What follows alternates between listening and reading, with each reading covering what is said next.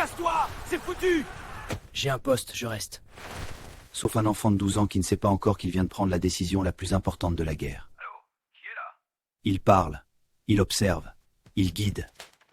Les officiers de l'état-major pensent avoir un caporal au bout du fil. Personne ne sait encore. Il se replie vers le 2 gouverneur. heures, sans ordre, sans renfort. J'ai reçu une télé? Les impacts qu'il guide sont les seuls à tomber juste sur tout ce secteur du front ce matin-là.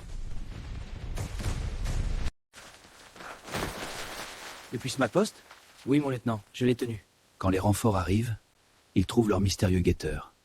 Et ils ne comprennent pas ce qu'ils voient. Ouais. C'est lui qui a guidé toute l'artillerie ce matin? Ses coordonnées étaient les plus précis front ce jour-là. Les obus qu'il a guidés ont stoppé une percée qui aurait coûté des milliers de vies. Son nom ne figurera dans aucun rapport officiel. Trop jeune pour exister légalement sur ce front. L'armée française ne peut pas citer en exemple un soldat de 12 ans. Mais qui a bien pu écrire ça? 50 ans plus tard, un historien trouve le carnet dans un carton que personne n'avait ouvert depuis la guerre. Émile Deschamps est mort en 1974. Il n'avait jamais parlé de la Marne, à personne, pas même à ses enfants. L'histoire officielle a ses héros. Elle a ses monuments. Elle a ses noms gravés dans le marbre. Et puis il y a les autres, ceux qui ont tout donné sans même avoir le droit d'exister.